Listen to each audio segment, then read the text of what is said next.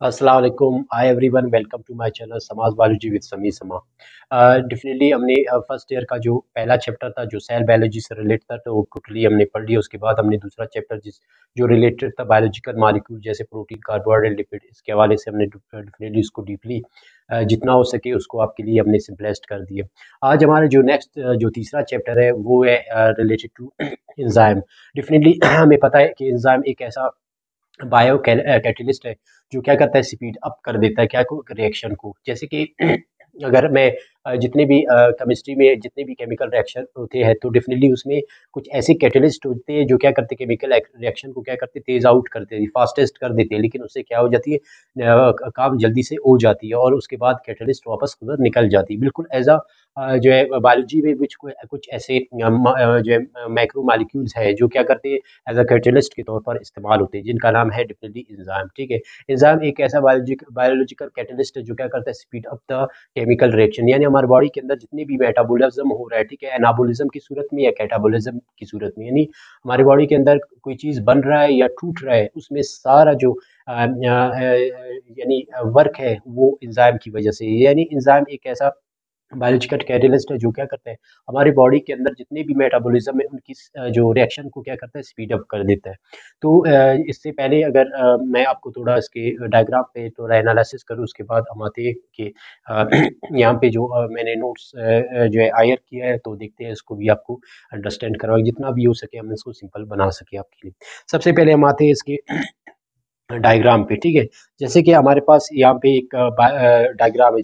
For example अगर मैं enzyme की बात करूँ तो डेफिनेटली एंजाइम को सबसे पहले जो डिस्कवर किया था टू, यानी टू केमिस्ट। ठीक है, इसको दो केमिस्ट ने डिस्कवर किया था। एक का नाम था डेफिनेटली पायोन। ठीक है, एक का नाम था पायोन और दूसरा जो केमिस्ट था, ठीक है, उसका नाम था पायरोज। ठीक है, पैर पैरसोज। ठीक है, ये कब किया था, 1833 में। ठीक है, उन्होंने सबसे पहले क्या किया था, उन्होंने एक ब्रिडली सीड, यानी जो जिसको हम कहते हैं जौ का जो सीड लिया था। ठीक है, related to a wet plant, उससे रिलेटेड एक प्लांट है, उसका सीड लिया और इसको ग्राइंड करके उसने वाटर के अंदर मिक्स कर दिया। तो उसने देखा कि दे आर डाइजेस्ट, वो डाइजेस्ट हो गए। तो उसने उसको सबसे पहले नाम दिया था डायस्टेज। ठीक है, इसको नाम दिया था डायस्टेज। पहला जो एंजाइम, उस टाइम एंजाइम का नाम नहीं था, तो उस टाइम उसको एंजाइम को डायस्टेज, DIASTASE, ठीक है, डायस्टेज का नाम दिया। उसके बाद जाकर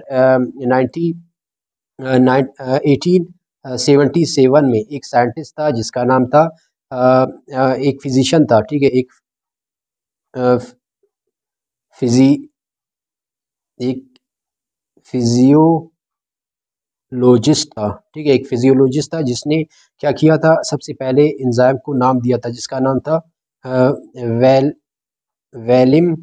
ठीक है, वेलिम कोनी, वेलिम कोनी 1877 में सबसे पहले क्या एंजाइम को एंजाइम का नाम दिया। ठीक है, एंजाइम को एंजाइम का नाम दिया। ठीक है, और जैसे कि आपको डायग्राम में नज़र है, और इसमें क्या होती है, अगर मैं बात करूं एंजाइम की, अगर फॉर एग्जांपल अगर हमारी बॉडी के अंदर एंजाइम ना होते तो डेफिनेटली हम अगर एक टाइम अगर कोई मेल ले लेते, ठीक है, खुराक ले लेते या ब्रेकफास्ट कर देते, तो ये जाकर 1 महीने के बाद जाकर हमारा जो फूड है वो डाइजेस्ट होती। तो डेफिनेटली हम जो काम करते हैं रोज़मर्रा ज़िंदगी में, तो that work will be slow. ठीक है, तो वो काम भी स्लो हो जाता। लेकिन एक बायोलॉजिकल जो कैटलिस्ट एंजाइम है जिसकी वजह से हम अगर एक इसकी जो स्पीड अप है, ठीक है, जिसकी वजह से हमें एक टाइम की माइल को, यानी 4 से 6 घंटे, यानी 6 आवर लग जाते हैं, जिसके बाद हम क्या करते हैं, टोटली अपने मेल को क्या करते हैं, डाइजेस्ट करते हैं। तो वो डेफिनेटली इंजाइम की वजह से। और इंजाइम डेफिनेटली एक सबस्ट्रेट को, एक खुराक को, एक फूड को 1 सेकंड में 1 लाख सब्सटेंस को तोड़ देता है। यानी इसका फास्टेस्ट, यानी जो कैपेसिटी है वो क्या है, 1 सेकंड में 1 लाख यानी खुराक को 1 लाख हिस्सों में वो क्या करता है, तोड़ देता है। यानी इसका फास्टेस्ट इतना ज़्यादा है। अगर कहते हैं कि अगर फॉर एग्जांपल अगर हमारे जिस्म के अंदर जो आम हालत में जो फूड ब्रेकडाउन होती है, ठीक है, अगर कहते हैं अगर एंजाइम ना होता तो हमारा जो फूड है वो जाकर एक मंथ में जाकर डाइजेस्ट हो जाती। तो डेफिनेटली इसकी वजह से वो आम आदत से 10 रेज़ की पावर 6 टू 10 रेज़ की पावर 14 टाइम फास्टर फास्टर होता है हमारा यानी जर्नल जो हमारा डाइजेशन है, ठीक है? हमारा जो जनरली जो डाइजेशन है उसके मुकाबले में ये 10 रेज़ की पावर यानी 1 लाख से लाकर यानी यानी 100 बिलियन टाइम फास्टर होता है हमारे आम जो है खुराक के ब्रेकडाउन से, ठीक है? तो ये इसकी ज़्यादातर इतनी होती है और इसकी जो वेट होगी, ठीक है? मोस्टली इसको हम यूज़ करते हैं इन डेल्टोन में, ठीक है? डेल्टोन एक यूनिट है जो क्या है जो हम कार्बन के एटम से यानी 12 कार्बन 12 से इसका क्या लेते हैं यूनिट लेते हैं। तो डेल्टोन की जो पावर है, ठीक है, वो होती है एक डेल्टोन बराबर होती है कार्बन 12 जो हम जैसे एलिमेंट्स को क्या करते हैं कंपेयर करते हैं उसका वेट मालूम करने के। तो इसका जो वेट होती है फॉर एग्जांपल मैं अगर एक एंजाइम की जैसे कि पर ऑक्सीसोम, ठीक है, पर ऑक्सीसोम एक एंजाइम है पर ऑक्सीडेज, ठीक है, एक एंजाइम है पर ऑक्सीडेज एक एंजाइम है और इसका जो वेट है वो 40,000 डेल्टोन होता है, ठीक है? डेल्टोन इसका जो है वेट होती है, ठीक है? और इसी तरह अगर मैं कैटालेज की बात करूं, कैटालेज, ठीक है, इसकी बात करूं ये 2,50,000 इसकी डेल्टोन होती है, ठीक है? डेल्टोन, ठीक है?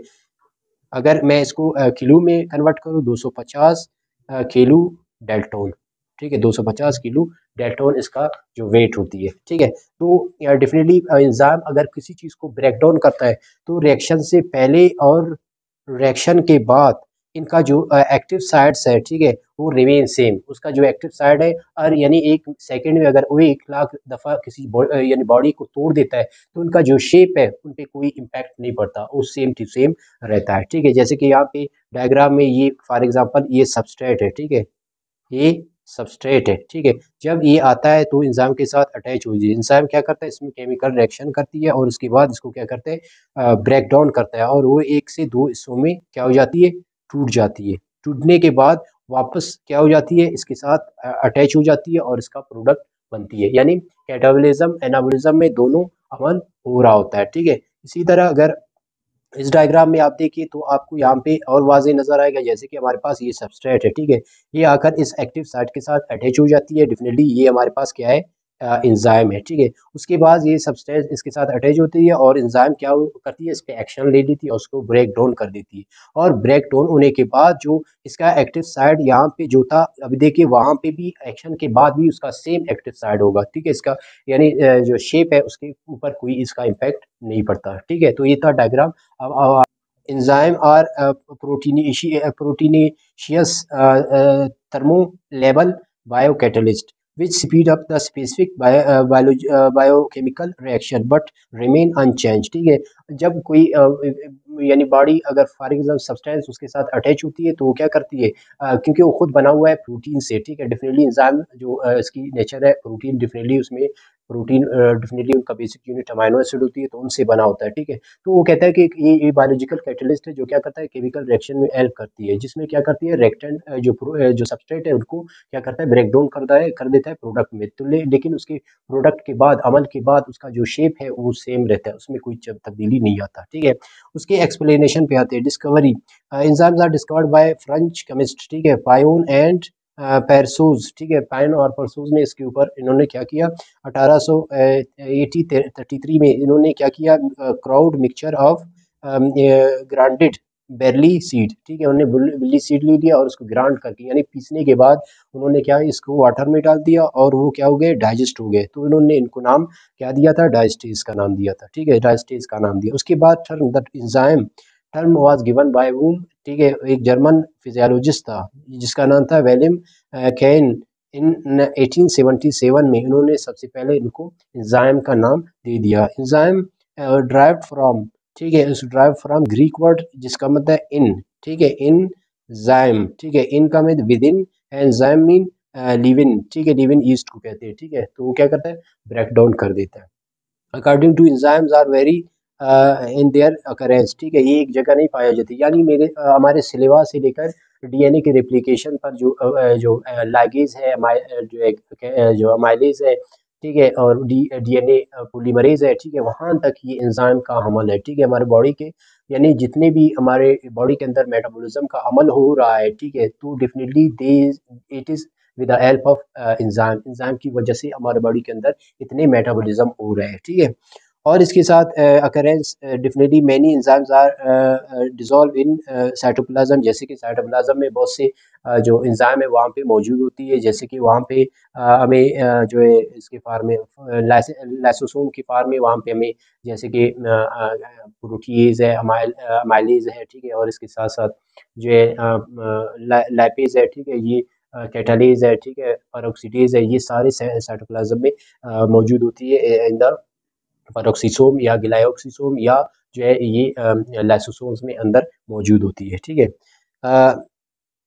जैसे कि हमारे पास ग्लाइकोलाइसिस में जो इस्तेमाल हो रहा है, जैसे कि उसका ब्रेकडाउन होता है ग्लूकोज का, तो डेफिनेटली उसका आधा जो केमिकल रिएक्शन होती है, जिसमें क्या होती है कैल्विन साइकिल होती है, सॉरी क्रिप्स साइकिल होती है, वो कहाँ पे होती है, जिसमें डेफिनेटली साइटोप्लाज्म में।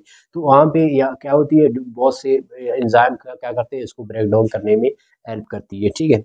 उसके बाद many enzymes are found in cell organelles, जो बहुत से ऐसे एंजाइम है जो सेल ऑर्गेनेली में पाए जाते हैं, ठीक है, जैसे कि माइटोकॉन्ड्रिया है, और इसी तरह प्लास्टिड्स है, ठीक है, इसी तरह जो है इसमें क्या कहते हैं लाइसोसोम है, पेरोक्सिसोम है, ग्लाइकोसिसोम है, इन सारे ऑर्गेनेलीज के अंदर भी एंजाइम पाए जाते हैं, ठीक है। उसके बाद एक्शन, ठीक है, एक्शन क्या होती है, large number of biochemical reaction occur living body the same time, it may take long time to complete these reaction, ठीक है, कुछ ऐसे केमिकल रिएक्शन होते हैं जो यानी सेकंडों में होती है, कुछ ऐसे केमिकल रिएक्शन होते हैं जिसमें जो, क्योंकि एक एंजाइम नहीं बहुत से एंजाइम के प्रोसेस से गुजर कर, जैसे कि अगर मैं ग्लाइकोलाइसिस की बात करूँ तो वो बहुत से प्रोसेस, बहुत से एंजाइम का अमल होने के बाद वो क्या हो जाती है, एटीपी में कन्वर्ट हो जाती है। तो बिल्कुल इसी तरह वो बहुत से ऐसे रिएक्शन है जो कई टाइम वक्त ले लेते हैं, ठीक है। तो उस आप पे वो डिपेंड करता है। The these reaction occur repeatedly in a cell by the action of enzyme. The enzymes catalyze almost all metabolism reaction in the cell and other part of the living body, ठीक है, जैसे कि हमारे cell के अंदर भी बहुत से केमिकल रिएक्शन हो रहा है, तो उसमें मेटाबॉलिज्म में जो है एंजाइम का किरदार होती है। इसके अलावा सेल से बाहर यानी वीवो या विट्रो जितने भी एंजाइम है, तो उनका काम होता है, वो क्या करते हैं, speed up the biological as a catalyst, यानी ब्रेक डाउन कर देता है जितने भी, जैसे कि अगर मैं बात करूँ हमारे सिलेवा से लेकर, जैसे कि या और इसी तरह हमारे स्टोमक स्मॉल इंटेस्टाइन में, ठीक है, जितने भी जो है ब्रेक डाउन हो रहा है, तो वो भी एंजाइम की वजह से। अगर मैं सेल के अंदर जाऊँ तो उसमें ग्लाइकोलाइसिस है, दूसरे प्रोसेस है, ठीक है, उसमें ये प्रोटीन की ब्रेक डाउन है, या उसकी रिपेयरिंग है, या उस लिपिड की ब्रेक डाउन है, या रिपेयरिंग है, तो सारों में एंजाइम का बहुत बड़ा इम्पैक्ट है, ठीक है। उसके बाद आते हैं कि digestion of food, digestion track by the enzyme, जैसे कि अब फूड की बात करें, हमारा जो फूड है एक दफ़ा हम खुराक खाते हैं, ठीक है, 4 to 6 आवर में वो क्या हो जाती है, टोटली डाइजेस्ट हो जाती है। हमारा हमने अगर एक ब्रेड खाई तो डेफिनेटली वो क्या हो जाती है, डाइजेस्ट होती है विद इन फ्यू आवर्स, ठीक है। तो वो डिपेंड करता है किस पे, एंजाइम पे। अगर एंजाइम ना हो तो definitely long time it may be what digest. Enzyme substrate complex, ठीक है, डेफिनेटली अगर मैं बात करूं कि एंजाइम कैसे अमल करते हैं, डेफिनेटली एंजाइम सबस्ट्रेट एक दूसरे के साथ अटैच हो जाती है, तो एक कम्प्लेक्स बनाती है, उसके बाद ये ब्रेक डाउन होता है किसमें, डेफिनेटली प्रोडक्ट में, ठीक है, वो किसमें, प्रोडक्ट में इनको क्या कर देता है, तोड़ देता है, ठीक है। The substrate on which enzyme act called substrate, जो खुराक जिस पे एंजाइम एक्ट करता है, अमल कर देता है, उसको ब्रेक डाउन करता है, वो चीज़ क्या होती है, डेफिनेटली सबस्ट्रेट हो, वो फूड, वो सबस्ट्रेट कोई भी हो सकता है, प्रोटीन, कार्बोहाइड्रेट, लिपिड, विटामिन, कोई भी फूड हो सकता है, ठीक है। उसके बाद कंबाइन विद अ सबस्ट्रेट, जब वो सबस्ट्रेट और एंजाइम आपस में मिल जाते हैं तो एंजाइम सबस्ट्रेट कम्प्लेक्स बनाते हैं, ठीक है। After this enzyme substrate reaction the product form, the enzyme remain unchange, इसके बाद जो प्रोडक्ट के बाद जब एंजाइम क्या हो जाती है, अपना उलिया चेंज नहीं करता, सेम स्ट्रक्चर होती है, ठीक है। अगर उसका स्ट्रक्चर जो ट्राइंगल है, तो आफ्टर प्रोडक्ट के बाद भी उसका जो है ट्राइंगल ही शेप रहता है। अगर वो हेक्सागोनल है तो definitely after breakdown of food they remain its shape same, ठीक है, उसका शेप सेम रहता है। डेफिनेटली उसके बाद specificity, every enzyme catalyse specific biological catalyst. हर इंजाइम एक स्पेसिफिक प्रोडक्ट को तोड़ देता है। जैसे कि अगर मैं प्रोटीन की बात करूं तो प्रोटीन को डाइजेस्ट करने के लिए स्पेसिफिक इंजाइम होती है, जैसे कि लैपेज है, ठीक है। लैपेज क्या करता है, प्रोटीन को लैपेज क्या करता है, लिपिड को तोड़ देता है। प्रोटीएज क्या करता है, प्रोटीन को तोड़ता है। अमाइलेज क्या करता है, जो है कार्बोहाइड्रेट को तोड़ता है। लेकिन अमाइलेज जो है प्रोटीन को नहीं तोड़ सकता, अमाइलेज जो है लिपिड को नहीं तोड़ सकता। इसलिए enzymes are specific for their substrate, ठीक है। वो अपने सबस्ट्रेट से क्या होती है, जो है स्पेसिफिक होती है। तो वो स्पेसिफिक जो है सबस्ट्रेट के साथ रिएक्ट करके उसको प्रोडक्ट में तोड़ देता है, ठीक है।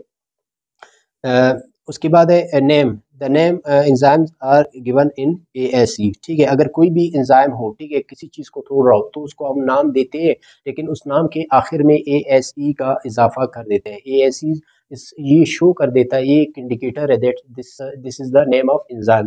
एंजाइम का हमें पता इसलिए चलता है कि इसके आखिर में एएसई का इजाफा हो जाता है, तो हमें पता चलता है it is a name of any enzyme. ये किसी एंजाइम का नाम होगा, उस स्पेसिफिक एक जो है सब्सटेंस के साथ रिएक्ट होकर प्रोडक्ट में कन्वर्ट हो जाते हैं। जैसे कि हमारे पास है सैक्रेज, ठीक है। अब सैक्रेज के आखिर में आप देखिए आपको एएस की इजाफा है। इसी तरह लैपेज है, ठीक है। लैपेज के आखिर में देखिए आपको क्या लग रहा है, एएससी का इजाफा हो रहा है।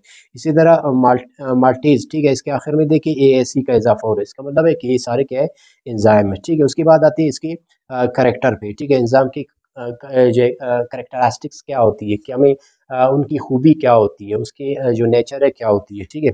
सबसे पहले आते हैं कि द एंजाइम करेक्टर ओरिजिन, ठीक है। Enzymes have proteinaceous in nature, ठीक है। ये प्रोटीन से ही बने हुए, अमाइनो एसिड से ही बने हुए, इसलिए इसको प्रोटीनिशियस कहा जाता है कि प्रोटीन से ही बना हुआ, इसमें कोई कार्बोहाइड्रेट वगैरह नहीं होते। They are coded by DNA. Definitely जो एंजाइम बनते हैं वो आम चीज़ से, जब जब डीएनए से कोई मैसेंजर आरएनए कोई जीन ले आता है तब जाकर एंजाइम बनते हैं, अदरवाइज यानी न्यूट्रली ये नहीं बनते, ठीक है। स्पेसिफिकली एक स्पेसिफिक जीन होता है जो क्या करता है, कोड करता है मैसेंजर आरएनए को। फिर मैसेंजर आरएनए आकर राइबोसोम के साथ मिलकर वो स्पेसिफिक प्रोटीन को सिंथेसिस करता है, जो बिल्ड करता है क्या, स्पेसिफिक एंजाइम को, ठीक है। उसके बाद आता है अकरेज, ठीक है। Some enzymes are found in cytoplasm. कुछ ऐसे एंजाइम है साइटोप्लाज्म में पाए जाते हैं। Most enzymes are attach with the membrane of cell. ज़्यादातर जो एंजाइम है वो अटैच होते हैं सेल मेम्ब्रेन के साथ, तो वो अपना बेहतर काम सरअंजाम दे सकते हैं। अगर वो फ्रीली है तो वो अपना सही काम सरअंजाम नहीं दे रहे होते हैं। उसके बाद है जैसे कि क्लोरोप्लास्ट की मेम्ब्रेन में, माइटोकॉन्ड्रिया के मेम्ब्रेन पे ये ज़्यादातर अटैच होते हैं, जो ये क्या कर रहे होते हैं, मुख्तलिफ जो है एक्टिविटी में जो है पार्टिसिपेट कर रहे हैं, ठीक है।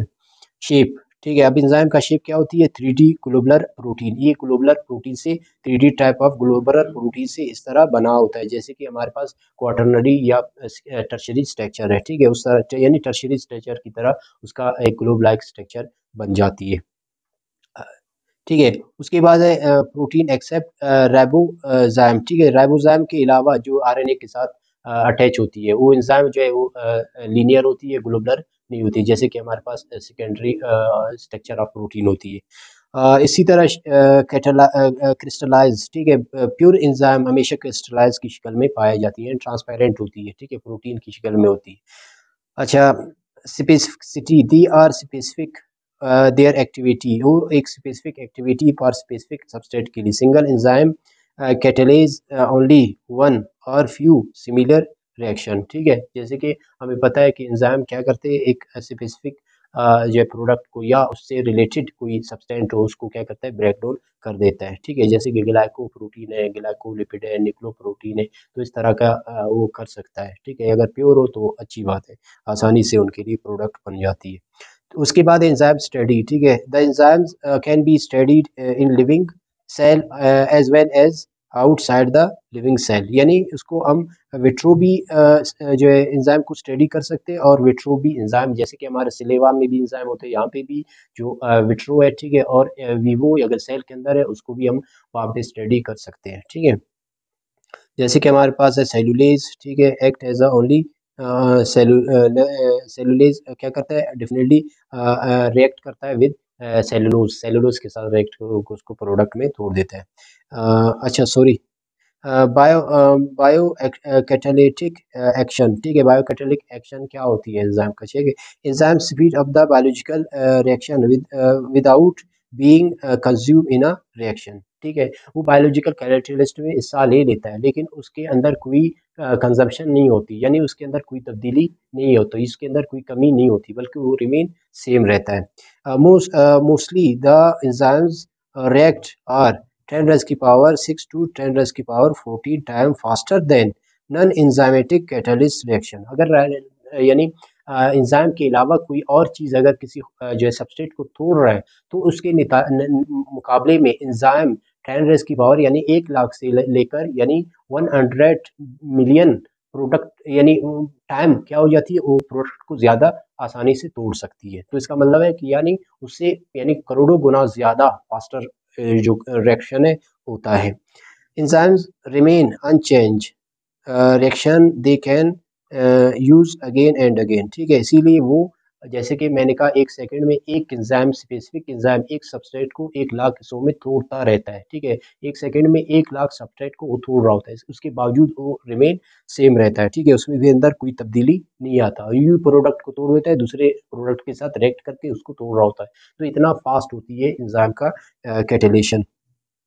उसके बाद enzyme do not effect the properties of and product, ठीक है। और प्रोडक्ट में कोई इम्पैक्ट नहीं होता, ठीक है, उसको उसी हिसाब से तोड़ रहा होता है। Enzyme do not effect the equilibrium of the biological reaction, वो बायोलॉजिकल रिएक्शन को यानी बिगाड़ता नहीं, बल्कि वो एक स्पेसिफिक प्रोडक्ट में इसको तोड़ देता है। अगर वो बना रहा है, ठीक है, रिपेयरिंग कर रहा है, डीएनए है या रेप्लिकेशन है या किसी प्रोटीन का सिंथेसिस है, तो उसमें वो ज़बरदस्त तरीके से क्या हो रहती है, वो करती है कि वो जो है स्पेसिफिक अरेंजमेंट यानी स्पेसिफिक यानी एंगल से उसको क्या कर रहा होता है, तोड़ रहा होता है या बना होता है। इसका मेटाबॉलिज्म कर रहा है, कैटाबॉलिज्म हो रहा है या एनाबॉलिज्म, तो उसको क्या करता है 100% क्लियर करके प्रोडक्ट में तोड़ देता है, ठीक है।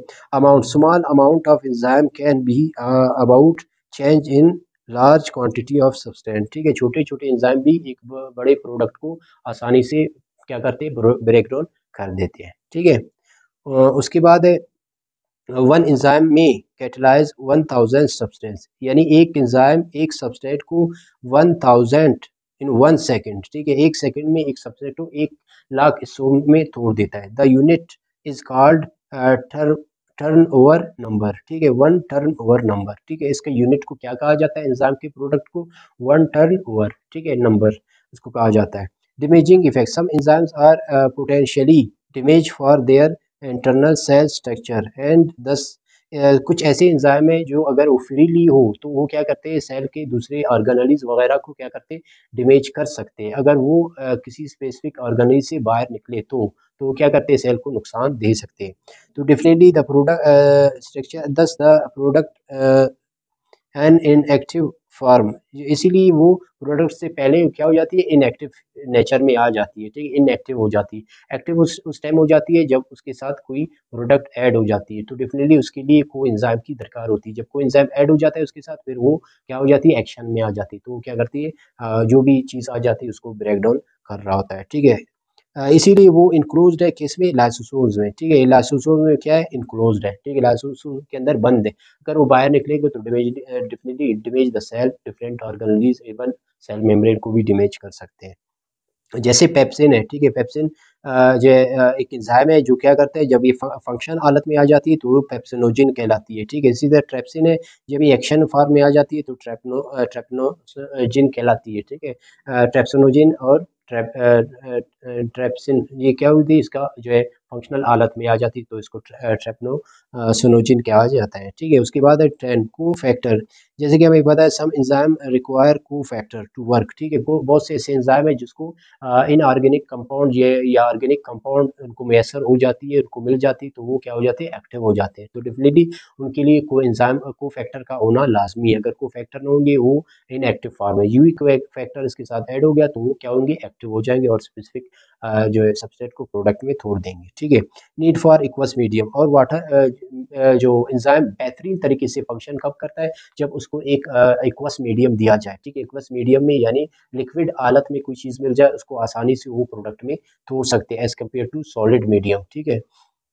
लोअर एक्टिविटी ऑफ एनर्जी, ठीक है। जैसे कि हमें पता है इंजाम क्या करता है, बहुत से एनर्जी को हमारा क्या करता है, सेव कर देता है, ठीक है। अगर वो इंजाम ना होता तो हमारी बहुत ज़्यादा एनर्जी यूटिलाइज होती एक यानी सब्सट्रेट को प्रोडक्ट में तोड़ देने के लिए। तो ये क्या करता है, हमारी सबसे ज़्यादा एनर्जी को क्या कर रहा होता है, ये सेव कर रहा होता है, ठीक है। Lower activity of energies, enzymes lower the activity of energy for the reaction, due to this action biochemical reaction occur more repeatedly readily at lower temperature, ठीक है, which is essential for the biological system.